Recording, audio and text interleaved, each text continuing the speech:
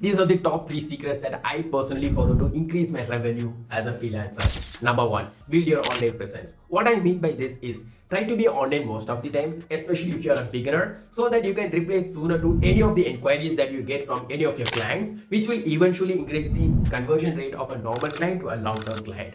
Number 2, always say yes to learn new things. For example, if you're a graphics designer, there are multiple tools that most of the people use like Canva, Adobe Photoshop or Adobe Illustrator.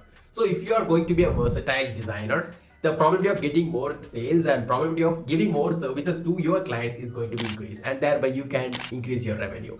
Number 3, try to outsource the works to other professionals or your juniors. For example, if you're a freelancer working all alone, it will be very hard to take care of multiple projects at a time. So build the habit of outsourcing the works to other professionals so that you can have enough time to upscale your skills or work on the background of your business.